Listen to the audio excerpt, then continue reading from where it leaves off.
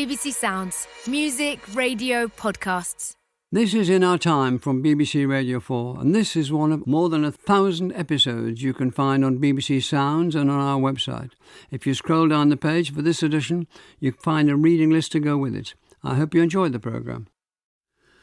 Hello, in 411 BC, Athenians watched Aristophanes' new comedy, Lysistrata, for their first and only time. It was unforgettable. He showed the women of Athens and Sparta so wanting peace in their long war with each other that they seized the treasure on the Acropolis that would fund the fighting, and they declare a sex strike and they win. It was all fantastical enough to be palatable to the audience, but it asked the challenging question, what are we fighting for? And if patriarchal Athenians didn't want to give ground to women, wasn't it time for the deaths of so many men to stop? With me to discuss Aristophanes' Lysistrata are Sarah Miles, Associate Professor in the Department of Classics and Ancient History at Durham University, James Robson, Professor of Classical Studies at the Open University, and Paul Cartledge, A.G. Levantis Senior Research Fellow of Clare College, University of Cambridge. Paul Cartledge, who was Aristophanes and what did he write? He was a poet. Poietes means a maker. He was an Athenian, probably quite upper class. He was the son of Philippos, which means lover of horses, which probably suggests he comes from a horsey background. And he was born somewhere around the middle of the 5th century BC, so we're in the 440s, about a generation after the major clash and conflict which had involved many Greeks in the eastern part of the Mediterranean, when they were invaded by Persians, and a number of plays by Aristophanes refer back to. And one of the reasons for that was as a result of that conflict, two great cities, Greek cities, emerged, one of which was Athens, and that was the Athens into which Aristophanes was born. Quite an extraordinary era, a bit like Florence, around about 1500.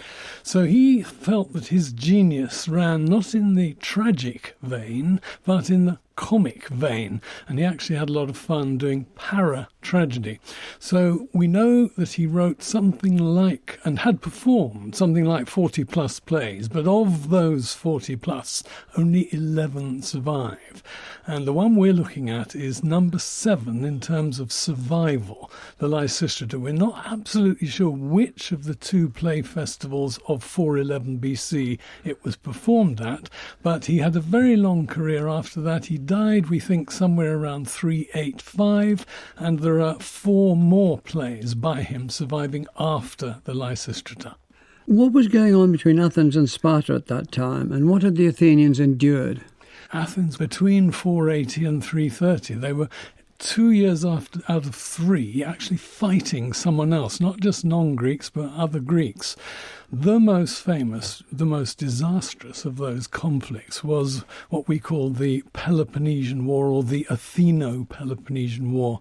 This broke out when Aristophanes was about 15, went on and off for 27 years, and it was after the resumption. This is slightly controversial. Some historians, ancient and modern, say it was just one war. Others say it was 2 wars separated by a period of peace. But what we're dealing with, unambiguously, a period of war, and Athens are doing exceptionally badly. They rather stupidly overreached themselves in 415, having made a kind of peace with Sparta, and Aristophanes wrote a play, Peace, to mark that juncture. Having done that, they then fell out again, and the Athenians got too big for their boots. And one of their adventures, it was not just a venture, was to try to conquer not just one city in Sicily, but the whole of Sicily. Disaster. Thousands of Athenians died. And that's just 2 years before the Lysistrata. So that would have been very much in the minds of ordinary Athenians, that their brothers, their uncles, their other male relatives, many of them dead. Thank you. Sarah Miles, we're talking about Aristophanes, who writes in a comedy genre. They write in comedy or tragedy, they don't mix them up. What might the audience have expected when they went along to this one? Well, as a comedy performance, it comes as part of a festival context. But this festival was not just a turn up and celebrate occasion, it was one where we had competition. So Aristophanes was one of many comic poets, 3, we think, in each year, competing against each other for the top prize to be seen as the best comedian of the year. What was the prize? The prize, it's a good question. But it was, most importantly, popularity, fame, and potentially the ability to put on more plays. And I say that because Aristophanes had his first play put on in 427, and his plays were put on through the decades throughout the Peloponnesian War and beyond in each. And that's the joy of the 40 plays that we have and we know of, and the 11 plays that we have.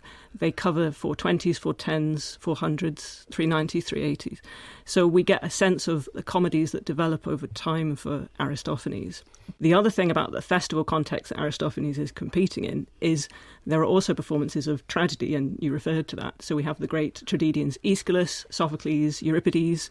During Aristophanes' lifetime, Sophocles and Euripides are the only tragedians who are around. Aeschylus has already died. So this is a festival context in which you're going to come and see tragedies that will rend your heart, fill you with emotion, bring you to what Aristotle called a point of catharsis, a kind of ritual purging, with stories such as Oedipus Tyrannus, the Bacchae, all kinds of horrifying and wonderful journeys into the depths of what it is to be human. And then after that, you get the raucous comedy of Aristophanes. And that is such a different place to be, because Aristophanes, all of his comedies are set in the contemporary world. They are part of Athenian life, and they are very much drawing on the world around it. You can see Aristophanic comedy as quite a parasite on society, on politics, on the people around it, in order to create the comedy that the audience are there to see. Can you tell the listeners something about the setting of that play? By the setting, you mean the environment that they're in, yeah. the theatre of Dionysus itself. So we're on the southeast slopes of the Acropolis, so in the heart of Athens, at the heart of the democracy itself, right under the Parthenon and the Temple of Athena, which of course will be pivotal for the play of Lysistrata itself. And in that theatre of Dionysus, around 10,000, Aristophanes' Frogs, a different play, says that there were about 10,000 people in the audience. So we're looking at a huge open-air outdoor performance. Not as big as Glastonbury, although I think I looked up that in 1971, when David Bowie performed, there were about 10,000 people present. So that's the kind of scale that you're looking at. And the thing is, you're sitting in an outdoor environment. There's no fourth wall between audience and actors. Every performance of comedy had a chorus of 24 Athenian citizens, and they would all have been male citizens who performed the dancing, the singing, the musical aspect of Aristophanic comedy. Was everybody in the play male? Everyone in the play was male. So was everybody in the audience male? That is the biggest debated question that we know, but what we can say for sure is there are definitely a male-dominant audience. There are, for example, in Aristophanes' Birds, there is reference to the idea that you can nip home and have sex with someone you're not supposed to because everyone else will be in the theatre. So that's taken as proof that women are at home, but also that doesn't have to mean that all women were at home. So it's a debated thing, but they're not going to be the dominant part of the audience. But they're going to be fairly strong in the play itself. So Aristophanes' Lysistrata has an all-female set of protagonists, Lysistrata and the other women who call the sex strike, and they sort of fill the stage from the beginning. And then we meet a chorus that is half female and half male, which represents our conflict in the play. Thank you. James Robson, could you outline the plot in more detail than I did? Sure. You've alluded to some of the major parts of the plot already. So this is famous for being the play about the sex strike. As Sarah said, it takes place in contemporary Athens, and so the contemporary Athens to the Athenian audience in 411 BCE, and it takes place against the backdrop of the Peloponnesian War as well. So at the beginning of the play, Lysistrata calls women together from all over Greece, and she has this burning proposition to put to them, which we eventually discover is this proposition of a sex strike. Following the women's reluctant agreement to the sex strike, we actually discover there's a second strand to her plot, and the next chunk of the play is this. So it's the older women's seizure and occupation of the Acropolis. The men turn up, as Sarah says, half of the chorus are old men, the other half are old women. The men turn up to try and oust the women from the Acropolis. They're unsuccessful, and this gives Lysistrata the opportunity to explain why they've seized the Acropolis and why they want to put an end to the war. She lands some pretty good punches during her exposition, but essentially she doesn't win the battle of hearts and minds at that point. What were essential punches? She talks about the poignancy, some of the difficulties that women face being left behind. She talks about some really quite dark things like the death of women's sons who've been sent out as hoplites, who've been sent out as soldiers.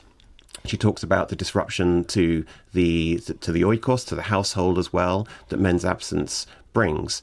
It seems to be she goes out one day and summons all the women of Athens and any others around to join her, and they do. Is there any sense in the text or after the text that this might be a bit of a difficult command? Oh, absolutely. The whole plot is completely logically impossible from beginning to end.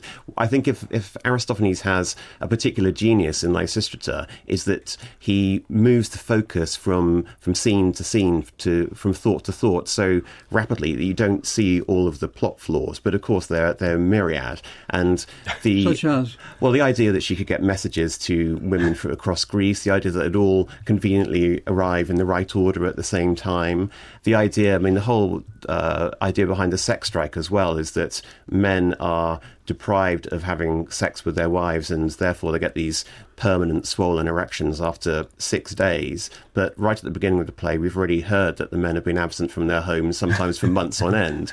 And also the men seem not to have realised that masturbation is something which they could use to cure their swollen erections either. So that's just a hint of some of the there's also female elements. slaves and prostitutes, and there's homosexuals, so there's plenty of stuff about. Absolutely, yeah. And so prostitution isn't really alluded to.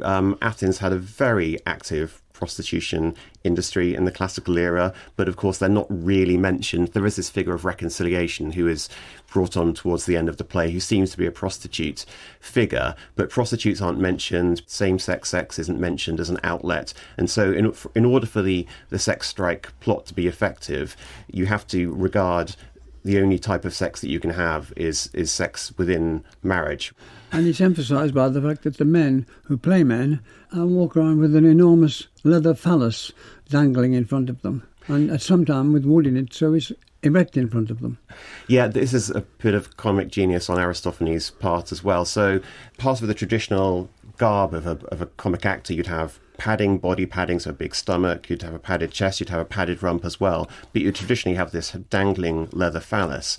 Now, Aristophanes just has this genius idea of turning them up the other way, and we don't know that an Athenian audience has ever seen this before. So it's this really amazing comic idea when Kynesius is the first man who comes on about halfway through the play with this giant erection, and then we get other male characters joining him as well. Paul? I'm just going to add, we don't know, do we, whether it won the prize or not? Also. No. I was coming to you, Paul. Can you tell listeners what you know about the success or not of the sex strike? In terms of the play? In terms of the play, well, yes. at the end, it's crucial. But what I think, now this is a bit of a historical take, and this is a very interesting suggestion I read, which is that why did Aristophanes choose to write a woman play? Well, one of the reasons may be what James said. Lots of women were really distressed. They were widowed and their sons had just been killed. But women on top, women in charge is a revolution. It's a complete, the world turned upside down. So why would Aristophanes think that a cure for the ghastly situation that Athens is in that would be funny is a case of women occupying the Acropolis? Now, the sacred Acropolis, which has got all the treasure in. Yeah, now there are two reasons, in my humble opinion. One is that is where the war chest of the Athenian state physically was held, in the Parthenon. Now, we might think the Parthenon, it's a temple, it must therefore be religious, can't have anything to do with mammon. Au contraire, the Athenians saw no disjunction. And secondly, the priestess, the highest priestess of the entire Athenian state, she was actually the priestess of Athena of the city, not of Athena the Virgin, but there was no separate altar between those two. So in effect, the worship of Athena of the city and the worship of the Athena the Virgin sort of melded together. At any rate, her name happened to be, it didn't just happen to be, of course, Lysimachie.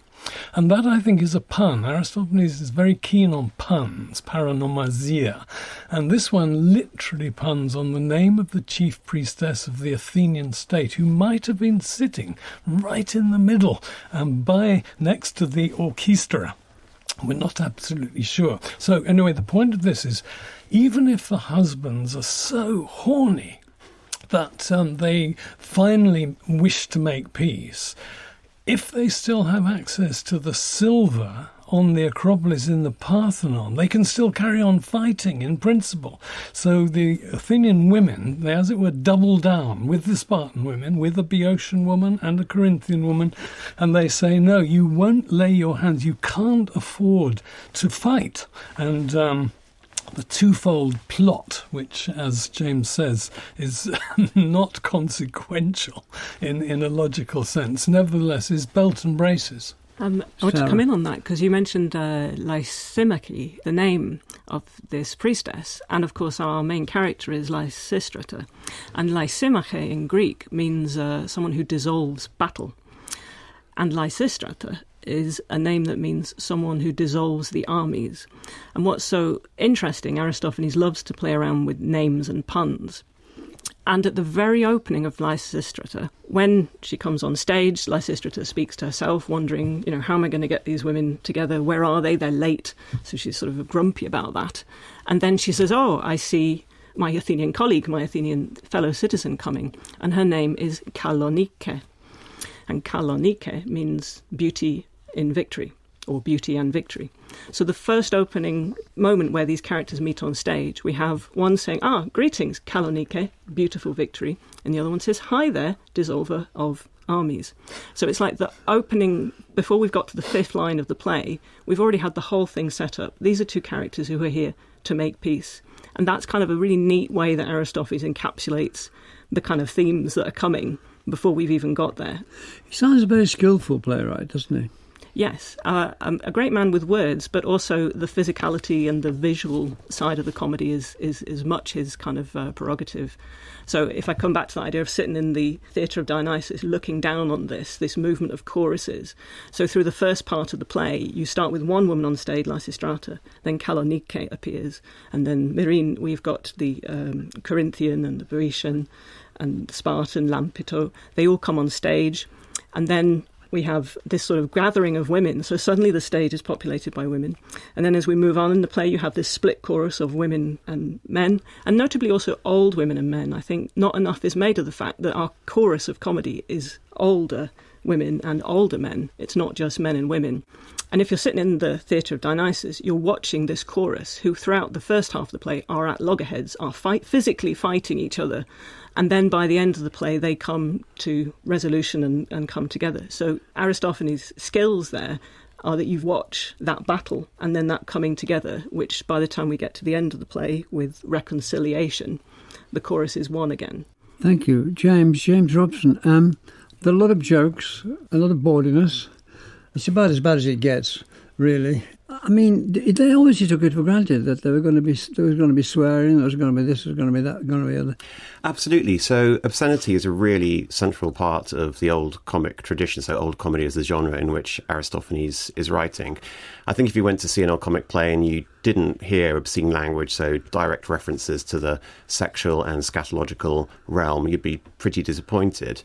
As a whole, I would say that Athenians are relatively prudish, in fact. So where you find obscenity used is normally in rituals connected with Demeter or with Dionysus, as is the case with theatre. So this is a sort of sacred festival space where you're allowed to put aside the normal conventions of everyday life.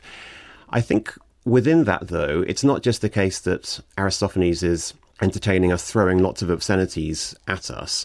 It is used for comic effect, to be sure, but he also does some really interesting and subtle things with obscenity in the play. So he's the master of this. For example, when Lysistrata proposes the sex strike, we've had a lot of indication in the prologue that something sexy is going to be proposed, but we don't know exactly what it's going to be. And she says, what you need to abstain from, women, is topeos. So she uses direct reference to the male member here, and so this has a shock value for us as in the audience because we haven't heard an obscenity yet, but it also has a shock value for the women. And of course, topeos, cock, is the last thing that the women do want to abstain from, because women stereotypically in comedy are sex mad as well as mad on booze.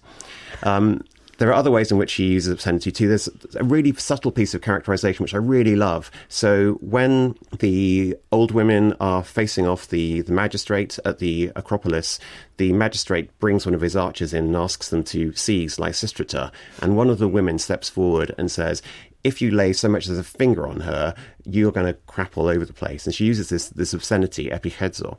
Now, one of the unwritten rules of comedy is that women do not use obscenities in front of men. So this really beautifully shows how the women are being transgressive at this point in time. The other advantage, I think, of holding off from using too much obscenity is then Aristophanes is able to use it in the latter half of the play to really devastating effect as well. So in the latter half of the play, this is how the men express their sexual frustration. So we're under no doubt whatsoever as to what Dionysius wants to do to his wife and where she would like him to be. Also, when the Spartan ambassador and the Athenian ambassador at the end of the play are both ogling this character of reconciliation, this beautiful young woman, Lysistrata is giving them a lecture about how they should all live as one happy family and be at peace. And the only things that they interject are comments about reconciliation's body, and very direct comments at that. So again, this is a beautiful way that he shows the men's sexual frustration. At the end of the play, when peace is made and everyone's happy, all the obscenity melts away as well. So obscenity is very much in that world of hostility and war. Let's talk about money, Paul. Sure. Cicero said that money is the sinews of war. He did. And so they go for the sinews. Yeah. And they get the money, this massive, massive treasure. So it wasn't just a sex strike, it was we grab the money that belongs to Athens. Right, Can you develop that? Yeah, let me be a little more specific. Right at the beginning of the war, and think this is 20 years ago, which is a lifetime for many people, a generation. The Athenian assembly, having decided to go to war to resist, as they saw it, the Spartan attack on them. The Spartans, of course, said the Athenians were starting it, so both of them claimed to be not responsible for the outbreak of the war. The Athenian assembly set aside a huge sum of money, 1,000 talents of silver, which is the equivalent of the entire revenue of the Athenian state from both internal and external sources. And that was not to be touched until and unless the Athenians were absolutely on their uppers, that they would, wanting to continue to fight, be unable to fight unless they released this 1,000 talents. Well, now, who looked after that physically? 1,000 talents. It was in the Parthenon. But the priestess who actually was responsible for it to the Athenian state was this, we've had Lysimache, who, by the way, was high priestess for 64 years, a later source tells us. So there's a very direct relationship between the decision of the Athenians in 412, which is the year before the Lysistratas performed. So when Aristophanes is thinking about writing it, the decision to release, to touch that iron reserve, which was then turned both into silver coinage to pay sailors and other soldiers, but also to strike a very, very rare gold coinage. I mean, everything is, as it were, up the spout. It's all going wrong in 412, 411 when this play is put on. And then not very long after this play, there is a genuine coup. I mean, an anti-democratic coup, a really nasty one. And so Aristophanes may or may not have had his finger on the pulse. You know, he might have sensed in the wind, and certainly there were extreme right-wingers who'd been dying for the Athenian democracy to be ended because they saw it as inimical to them. But there is one very specific relevance of all that, which I'm coming to, which is among the emergency measures, as well as allowing themselves to touch the iron reserve, they appointed a special council, which is a very, very oligarchic thing to do, not a democratic thing to do. 10 men, including the poet Sophocles. We only know the names of 2 of them. And one character in the Lysistrata, as my comrades well know, is a representative of that body. He's called the probulos, sometimes translated magistrate, but literally it's a fore-deliberator, a pre-counsellor, very Spartan. So Athens is in turmoil anyway, the real Athens, when this play is conceived and then put on. Sarah, was he taking a risk, Aristophanes, by making fun of all this, putting a parallel fictional world beside what was going on, as Paul's been describing? It's a really interesting question, and particularly because Aristophanes loved to name-check people. He would satirise and name politicians who might be sitting in the audience. He'd have a go at tragedians, actors, you name it, poets, anybody who was around. And yet Lysistrata, and indeed we have two plays of Aristophanes from 411, Lysistrata, and the other one is called Thesmophoria Zeusai, but I'll call it Thesmo for its shortness. It takes half a page. Exactly. Lysistrata and Thesmo are two of the plays that have the least number of named individuals who are satirised. Why is that, do you think? And that potentially relates to what Paul was saying, that Athens is in a right mess internally. They are on the verge of having an internal revolution, which is what happens in the months following the performances of Lysistrata and Thesmo.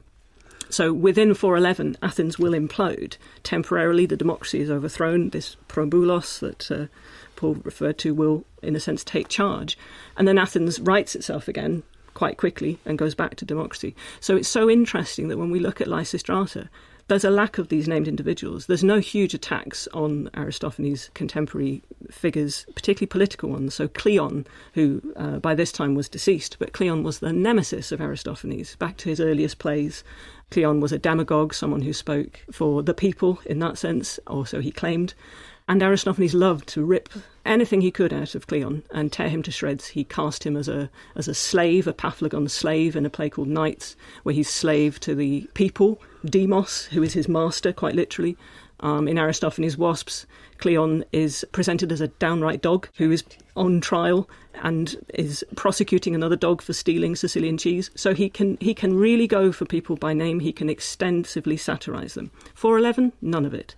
And yet the general themes, that idea of, hey, Athens, let's come to a point of peace, is a massive thing to be doing, because we're at 411, we're 20 years thereabouts into the Peloponnesian War, if you think of it as starting in 431. Maybe some Athenians have had enough, and yet others will want to continue to make sure that Athens and democracy are not jeopardised in some way, which might happen with Sparta. Can I come to you, James Robson, to sort of develop that? It seems to be Aristophanes is working on two levels. He's quite conservative and is very subversive. Absolutely. So as Sarah has been outlining, old comedy has subversion at its very heart, and that's writ large in the plays that we have of Aristophanes from the 420s, from his early career. And I think we have subversiveness going on in this play as well. As Sarah has outlined, what's avoided are direct attacks on politicians. We get a few name-checked in passing. Rather, we get criticisms of the democracy as a whole, or of the kind of political decision-making that goes on. And Lysistrata is particularly keen on criticising the kind of decision-making that goes on in the assembly. Where I think the play could be said to be subversive is very much in the tradition of old comedy too, which is that you seize a theme which perhaps a social issue which the audience might feel a little uncomfortable about. And I think gender is potentially one of those issues at this moment in time. So we've had this disastrous war going on for 20 years, but we've also had the Sicilian expedition end in complete and utter disaster in 413. Yeah, so the Athenians lost thousands upon thousands of men in Sicily. So that must have skewed the demography in Athens considerably, and especially when you take into account that men are away from their homes as well. We know from later sources that women at this point may have been doing jobs and tasks that they wouldn't have done beforehand. So middle-class women actually having to go out and work, for example. Presumably women were effectively in charge of households, perhaps in a way that they hadn't been before as well. And presumably, too, there were women in the city who really had nothing more to lose at this point if they'd lost husbands and sons in the war. So I think what is happening is that women are being seen in public more. They've got more of a public voice. Perhaps even some of them have made themselves quite difficult. And so Aristophanes in this play is really sticking the needle in a bit and saying, what if this got even worse? What if women actually took over? And so I think he's winding his audience up to a certain extent there.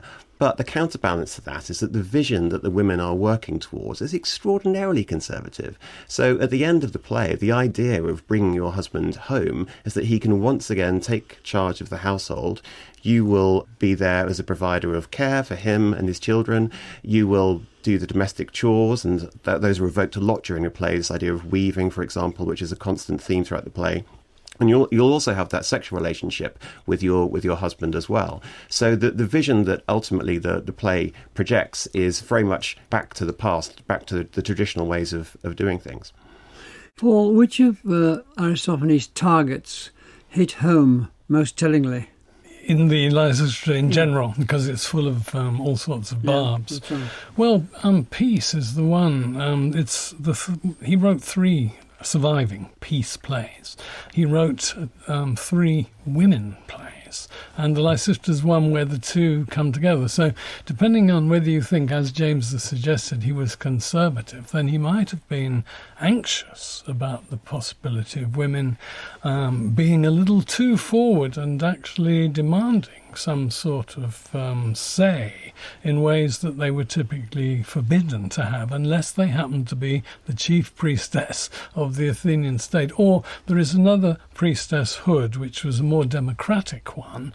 The Athena of the city priestesshood is an aristocratic one, so it's by heredity, by birth, whereas the other one in favour of victory, Athena of victory, the priestesses were chosen by lot, and one of them happens to be called Myrine, which is the name given, as Sarah started off by saying, to one of the other 2 women characters, Athenian women characters in Lysistrata. So I think some people have on the one hand detected a certain feminism in Aristophanes, meaning a sort of suggestion, look, Lysistrata's pretty competent. Yes, okay, the women, other than that, they're stereotypically sex-mad and drunkards, but if there were more women like Lysistrata, would we be able to continue to say all Athenian women are stupid and drunken and sex-mad and so on?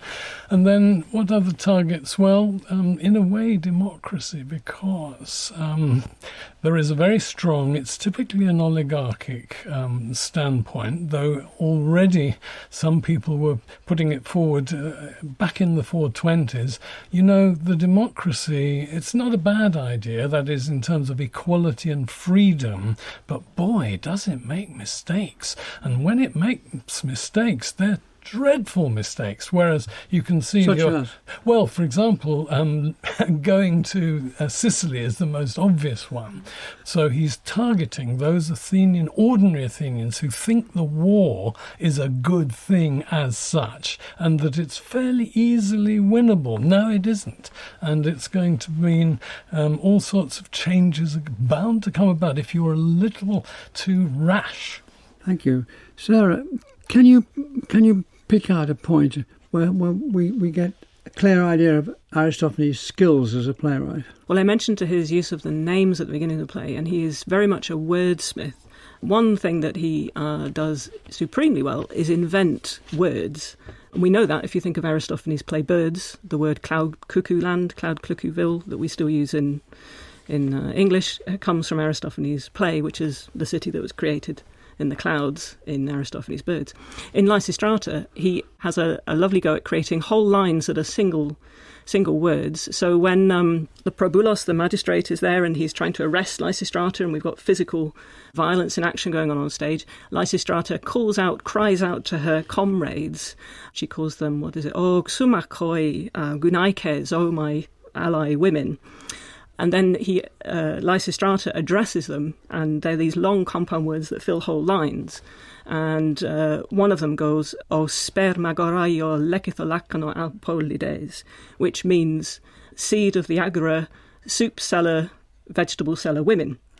And that's one of these sort of noble calling upon someone title. It has the rhythm that's something quite solemn. And then she follows up with another one, and she says, O scordo pando cutriatopolides. So all of those are one-line words. And that one means, oh, garlicky, landlady, bread seller women. So at that moment of crisis and battle, she calls on these characters, use these long words and these names. And they're completely made up. They're just comic titles. And they may not make us laugh, but they would appeal to the Athenians because there's that sense that this is like a battle that's about to begin. And I suppose one thing that's not been mentioned is there's one very important battle between men and women mythically that took place in Athens, and that is between the Amazons and the Athenians. Yeah, I'd want to add to that two things, really. One is the visual humour, which I just think has so much potential in Lysistrata. It's really interesting seeing modern productions of the play because you realise just how much room there is for visual humour. Yeah. And so the battle of the old men with the old women at the beginning, for example, and the men mishandle their logs and their smoke, for example, they get smoke in their eyes, they get doused with water, which is we're then reminded of twice more in the text as well. So clearly this was meant to be a comic highlight of the play. We've already talked about the comic fallacies as well, and men later on in the play are holding their cloaks away from their midriffs because they don't want to show that they have these swollen erections, for example. So there's lots of great visual humour there. And the other point I was going to make was about double entendres. So yes, we do get these direct references to the scatological and sexual realm, these obscenities throughout the play, but we also get really rich double entendres.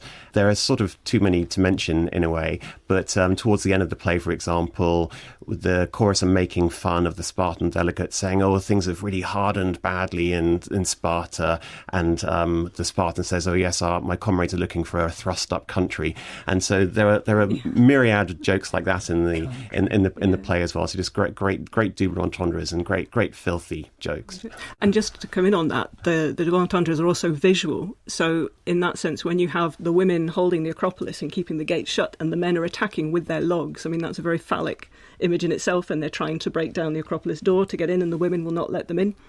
So the visual metaphors, the kind of sexual play is all the way there while you're watching the play happening, and it's only at the end when we get sort of resolution and reconciliation that sexually as well men and women come together again. So it's played out as a visual joke as well as the verbal one that James refers to. We're near the end now, but Paul, the action towards the end moves towards a peaceful settlement. Yes. Could you tell, after what's been going on, this might be a surprise to some of the audience, anyway, could you tell people how it did move towards a peaceful settlement and what that peaceful settlement entailed? Just to say that it's not necessarily peaceful between men and women in Athens or anywhere else in Greece, but it is between Sparta and its allies and Athens and its allies. This is the key. Well, they had made a truce before, just about when Aristophanes was born, actually, 445. So it's not unexampled. They made a second one in 421, which is only 10 years before. So the very fact of making a real piece isn't odd in itself. It's how this particular piece is brought about through sexual incontinence and through occupying the Acropolis, which is, of course, very exceptional. But the point of the ending, I think, is, and this is Aristophanes possibly at his best in some way, is that it's a very lyrical, and it is religious, and it's hymnal. And so it ends on prayers to many, many gods, not just Athena, or because, ironically, in a way, the chief god of the Spartans was also an Athena of the city, so the two of them have the same Athena as their chief god. And the concluding verses are indeed a hymn to mainly the Spartan, as opposed to the Athenian goddess. And there's reference to the Eurotas, the banks of the Eurotas, which flowed through ancient Sparta. And the whole thing ends, as all his, I think I'm okay in saying all his peace plays end with happy, joyous, religious ritual resolution. Yeah. Sarah, if you were to perform this today, put it on today, what are the challenges? They are many. I think James referred earlier to that level of obscenity that I know many people who've put on plays have talked about having to turn it down. So we go to some of the earliest recorded versions of Lysistrata. So back to the early 20th century, performance of the play was used as part of the push to get women the vote. And it had to be heavily cut down in terms of the sexual content and the sort of graphic humour just to make it palatable. But that continues through in sort of many contemporary productions. So yeah, turning down the graphic humour.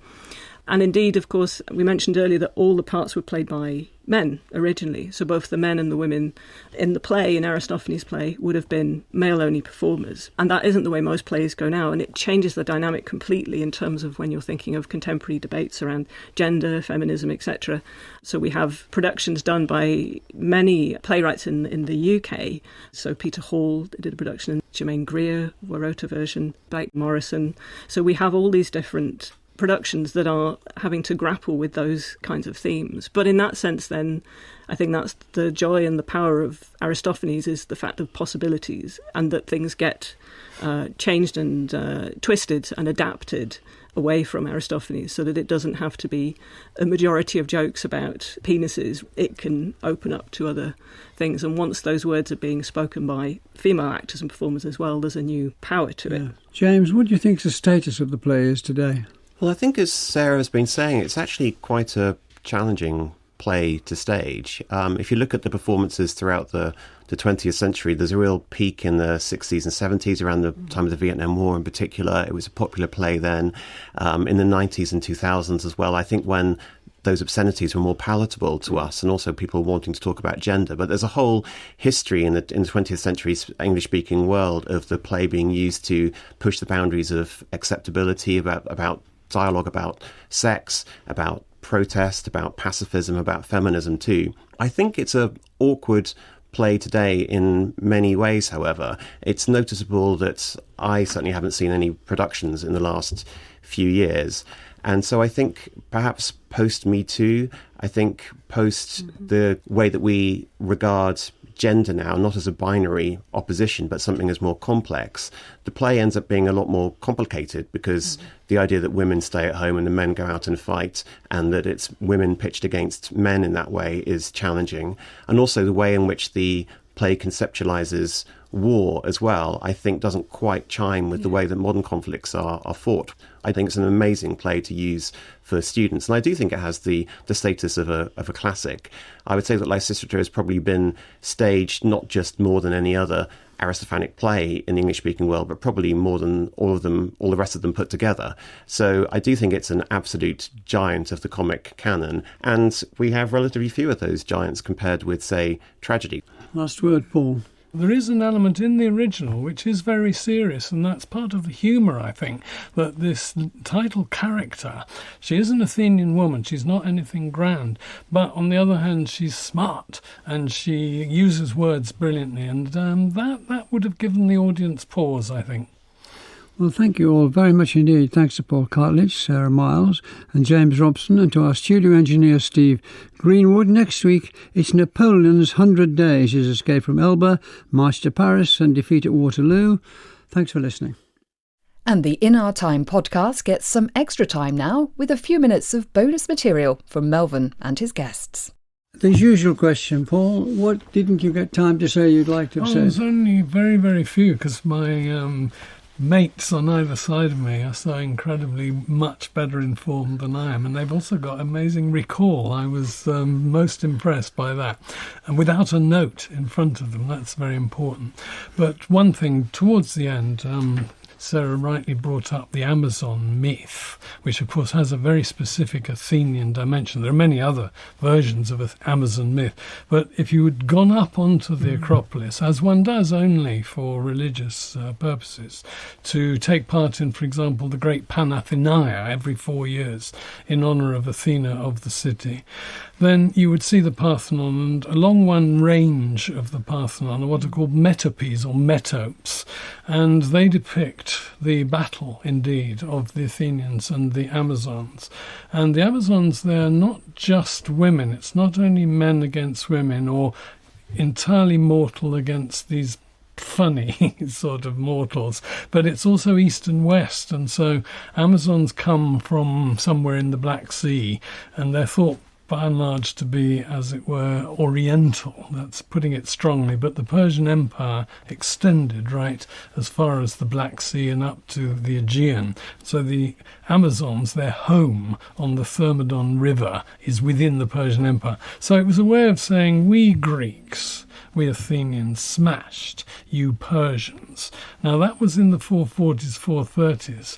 In 411, the Spartans have been negotiating with the Persians, and they've won. They've persuaded the Persians to come in on their side. That actually tipped the balance. That is what ultimately won the Spartans the war. The Athenians continued to fight, and they won victories. They refused to make peace twice.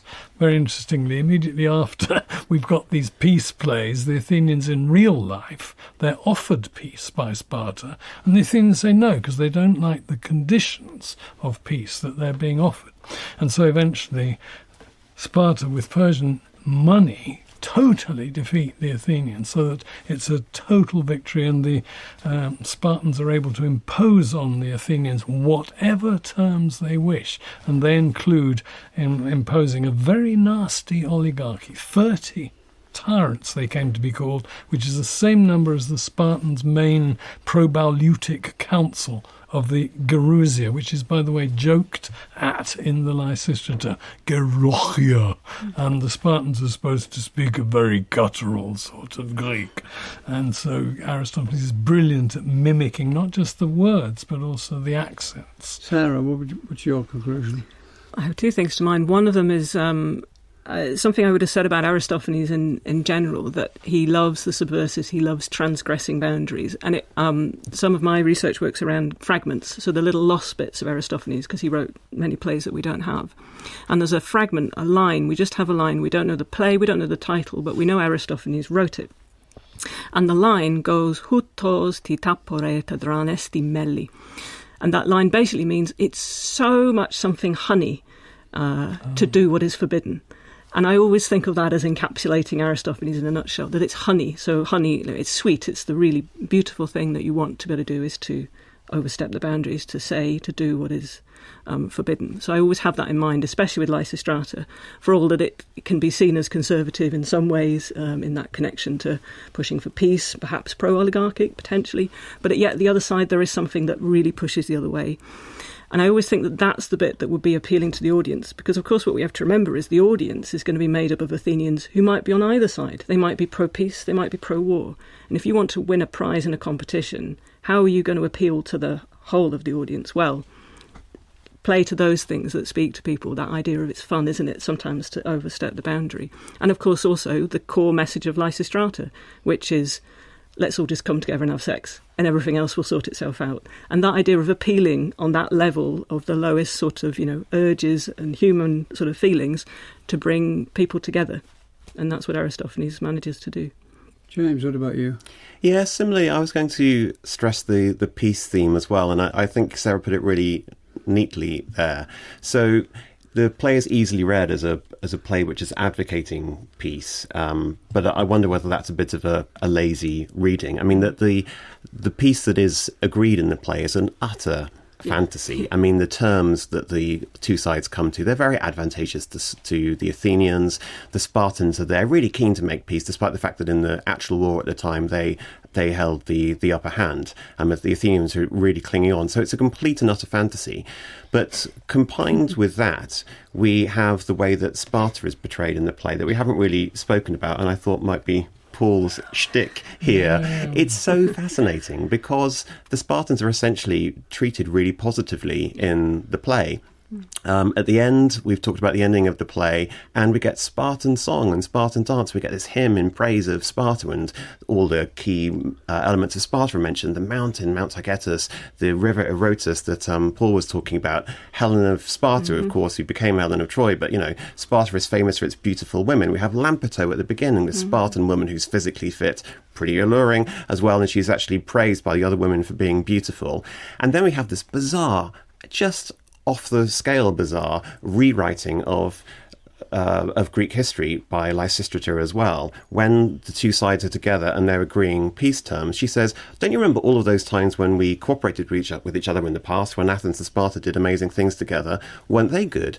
And one of the examples she mentions, for example, is the series of events following the earthquake in Sparta in 464 BCE, when the serf population of Sparta rose up, and the Athenians, a couple of years later, we think probably 462 BCE, were dispatched under the leadership of a general called Cimon. Now, he turned up. The Athenian troops were accused of were suspected of being too well disposed towards these serfs, who are Greeks, and then the Athenians are sent home under Cimon, and the Athenians are so disgusted at what happened as they sent him into exile. So the idea of using this as an example of cooperation between the two city-states is ludicrous, and we have other examples of that too. So it's very odd that we have this positive image given of Sparta. We talked about the Spartan dialect, which is actually portrayed very accurately. There are no opportunities taken to make fun of the way that they talk. It's just quite an accurate portrayal of Spartan dialect. And so what's going on there? How can you do that in times of war to an audience? And yes, it's all very well if you see it as fantasy, and so it doesn't really have any purchase in the real world. But given how careful Aristophanes has been to avoid name-checking anyone in the city, as we said earlier, why risk portraying Sparta in that light? And I don't have an answer to that question. I think it's a really fascinating puzzle that the play leaves us with. Yeah, a friend of mine wrote an article called La Comica, and he looked at absolutely every extant reference in Aristophanes to anything Spartan. Laconic is an adjective from Spartan, and concluded that he was very soft on Sparta in terms of humour. But then we could add he was also very soft on rich people as such, and he's much nastier to, as one of you said, the politicians who were populist. They appealed to the masses, that is the poor. Most Athenians were poor.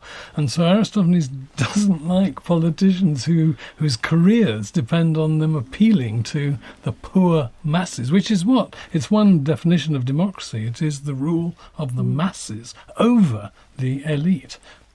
And there we go. Aristophanes loves to overstep and test and push. So that questioning of democracy, is it right? Have we got it right? We've been in war 20 years. The play opens up all those questions. And as you say, he lets the Spartans off the hook in terms of dialect. They're not mocked for that. However, the Boeotians, I won't start on that because it's the end, but Boeotian dialect is mocked again and again in comedy, in Aristophanic comedy. So you can go for people by accent, but he doesn't, or dialect, I should say. What do you say his Aristophanes' conclusion was about democracy? Is it something he admires or something he wants? I would not sit on the fence, but I imagine you wouldn't like the answer. I'd say he's always opening up the debate, and he'll be presenting the different sides, because it's how you get a conversation going.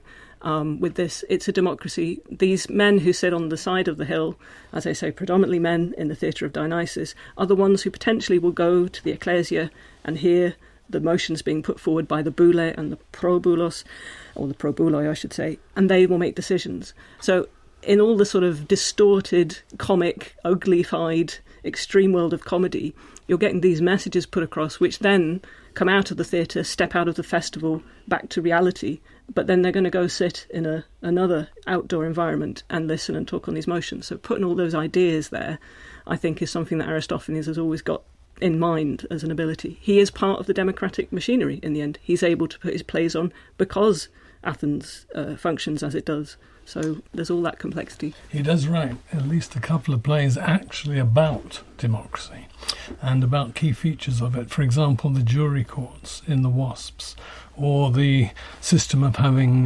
leaders who are populists, such as Cleon in the Knights. And then one play, which I don't think we've mentioned, have we?